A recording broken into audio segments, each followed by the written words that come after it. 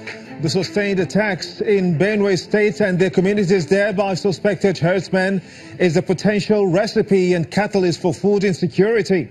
That much was said by the governor, Samuel Ortom, in a statement. He said that the renewed attacks on Benue communities came at a time when farmers were harvesting their produce and the crops were being used as feeds for cattle after invading and displacing farmers. Can there be an end to the conflicts where Operation Cat Race prevails?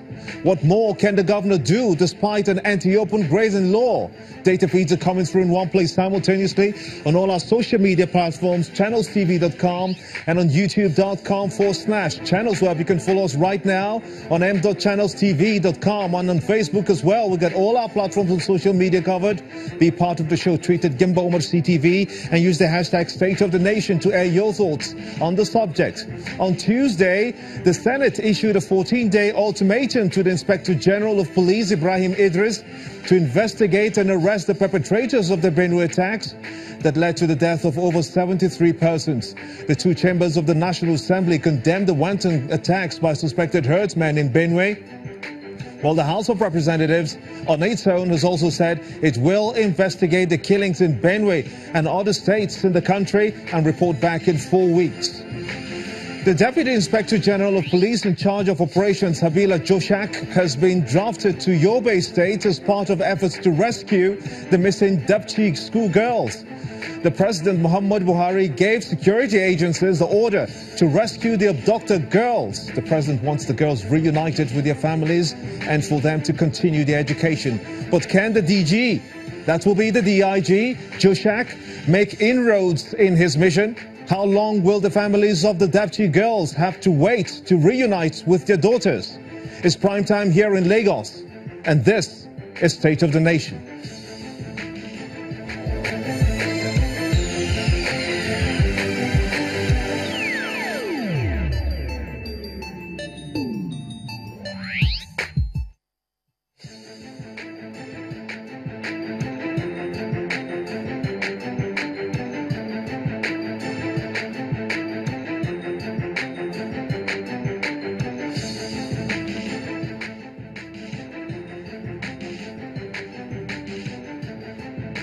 Welcome everyone in Nigeria and the rest of the world. This is State of the Nation. I am Gimba Umar. Right behind me, data feeds are still coming through on all our social media platforms in one place. Simultaneously, be part of the show and tweet at Gimba Umar CTV. Use the hashtag State of the Nation. The farmers' herders' attacks has continued unabated in Benue State, with killings allegedly carried out by the herders. In the last attack, 24 people were killed in Okoko. Now that happened and security agencies are trying to unravel what is actually happened. Let's sink our teeth into this. Barrister Kayode Akinshola is a lawyer. He joins me on State of the Nation. Also, Oladende Ariyo is a security expert. He joins me as well. To my far left, of course. I want to thank you, gentlemen, for coming on the show at this time. Why do you think, let me begin with you, Mr. Ariyo, why do you think that the president failed to visit Benue State, on one of the states, of course, on his tour, that have been affected by some degree of violence and extremism across the country?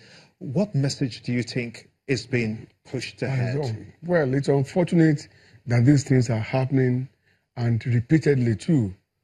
It wasn't long when we had a burial of 73 people that were murdered in cold blood, and there was so much of work passing from the governor of Benue State, the IG's office, the presidency, and all of that.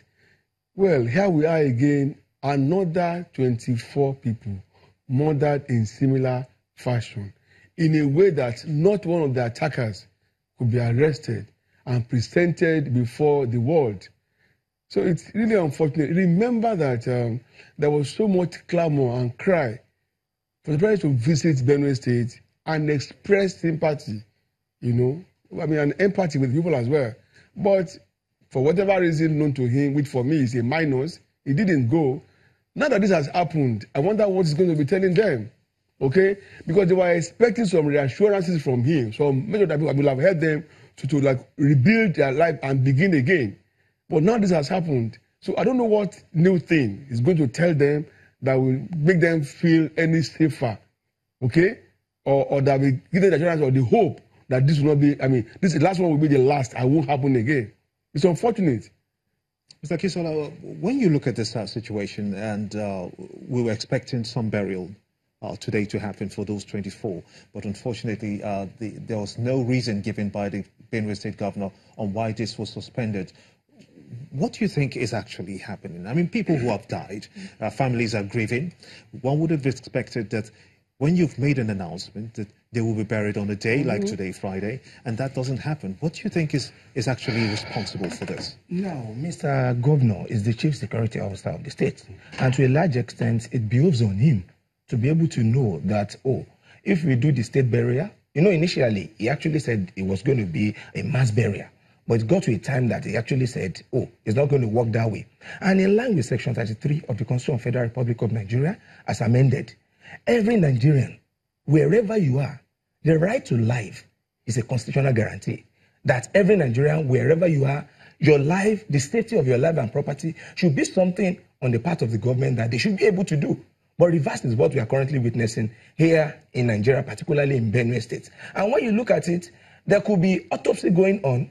There could be several medical, reasons why the Mr. Governor is actually saying it's going to actually place a halt on it. Autopsy? Yes. The rationale, I'm coming. The rationale behind this is because the perpetrators, not until this present moment, none of them has been apprehended. You think if an autopsy report will help in unraveling how the killings were carried out, or who carried out the killings?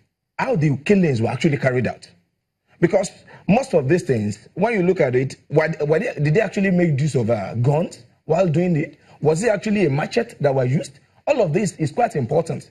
As a chief security of the state, for such an investigation to be properly conducted. And where this is done, I believe that you'll be able to come with a robust, investigation.